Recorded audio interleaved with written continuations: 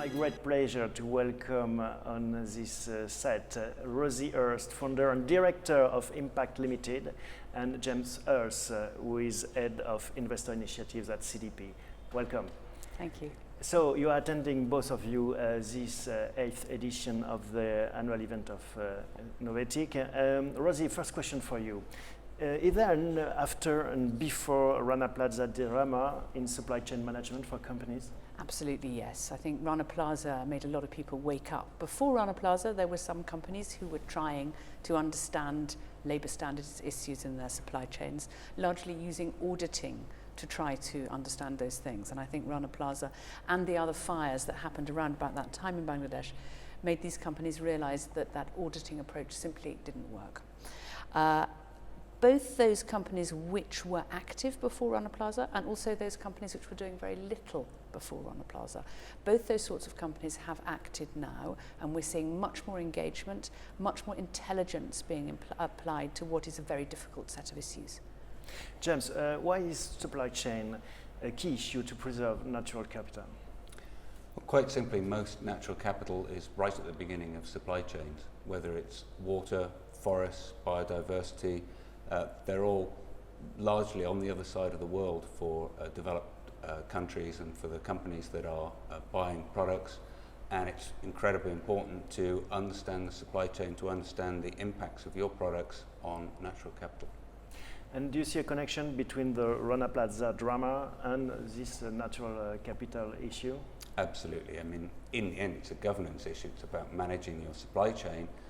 If you understand your suppliers, if you work with your suppliers, if you visit your suppliers, if you have a relationship with them, then you understand their issues, you understand their environmental impact, their social impact. If you are simply focused on price and you don't care much about anything else, you will have all sorts of problems in your supply chain. We saw with Tesco's, for example, that if you think you're buying beef, you may end up buying horse. All sorts of health and safety, environment, social issues.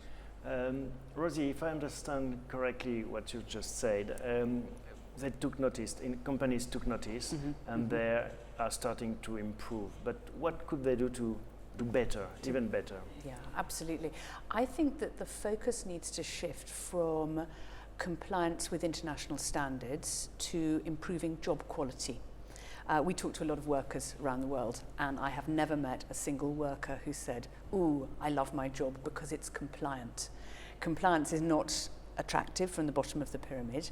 What we need to think about is providing better jobs for people, good quality jobs which they enjoy and which are full of satisfaction for them, because then they will be more productive, and then the increasing labour cost stops looking like a cost and starts looking like an opportunity. James, what are the main criteria about deforestation checked by CDP for companies? So essentially we're looking at three things. The first is, do you buy any products that are associated with deforestation? And actually we try and filter that out beforehand. So we don't ask every company in the world. We ask those companies in the sectors where we think they're likely to be buying those products. And so you then have two ways of working out whether you may or may not have deforestation in your supply chain and what to do about it. The first is certification. So with things like palm oil, with timber, with soy to a certain extent, you can get certified products. And so if companies are doing that, that's a pretty good start. It's not necessarily perfect, but it's a good start. And then the other way is traceability. So if you can actually trace your product right back to a farm, to a field, then you can go there and you can see what's happening and whether there is any deforestation and follow it through. And there is a third point? There is. Of your measurement? You mentioned 3 points. So the first one is the products, whether you have the products or not. So we try and filter that out, and then it's all about traceability or certification. Okay. Got you. Rosey, did the Slavery Act in the UK help your work? A little, I think.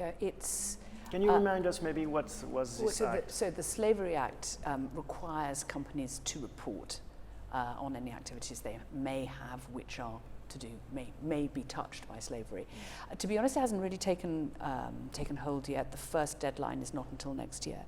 But I think all these things concentrate the mind.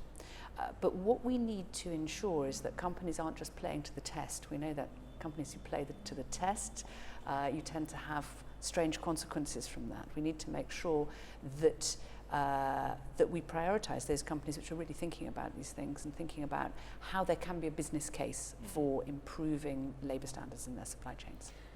James, how do investors work on supply chain risk? What must be improved as well? I think a number of investors are doing a huge amount of work. It's probably a small amount of investors, but a huge amount of effort on their behalf. Some are looking at social issues, some are looking at environmental issues, some are looking at all of them. We certainly see organisations like PRI have a palm oil working group now. CDP obviously covers climate change, covers water, covers forests, and we have an awful lot of investors signed up to that and getting more and more educated. I think it's the first thing that investors have to do. These are complicated issues. If they're going to challenge companies properly, they need to understand what the issues are, they need to be able to ask questions that are difficult, and they need to understand the answers as well. And there's a lot of information. NGOs are helping, and investors are working together in collaboration, and I think that's really effective as well. You're working more on natural capital issues, and you, Rosey, on more human capital issues. Are you getting inspiration from each other's work? Do you talk to each other? How does it work? It's really embedded. Yeah, it's an interesting point. I think that there needs to be more collaboration, I'd say. I mean, I think thinking about what James was saying earlier, I think just as the natural capital is there at the base of the chain, so is the bulk of the people who are most at risk. And in fact, they are at risk in two ways. One, they're at risk from the depletion of natural capital, and then they're also at risk from exploitation in the supply chain. And certainly working with grassroots NGOs, from our perspective, can be very helpful in trying to attempt to manage both those issues. Yeah, it's a trade-off, I think, for NGOs, because on the one hand, you need absolute specialist knowledge of particular topics that you can challenge companies. On the other hand, you need to synthesize all of that, bring it together for both companies and investors so they can understand it. But yeah, there's 1 billion people worldwide that are dependent on forests for their livelihood. So if you're saving the forest, you're obviously saving their livelihoods as well.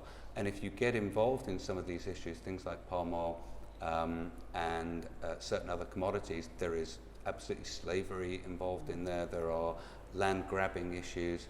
It's impossible to be involved and looking at these sorts of commodities and these sorts of issues, access to water being another one, and not to look at the social side. And I think that's where the expertise comes in, because in fact the overlap is over there on the ground. And in the boardroom, sometimes these things seem very, very separate, but if you're an affected person, the world is the same chain. It's the same chain, and you feel it. Thank you very much, both of you, Rosey, Thank you. James, for your comments and analysis. Thank you very much.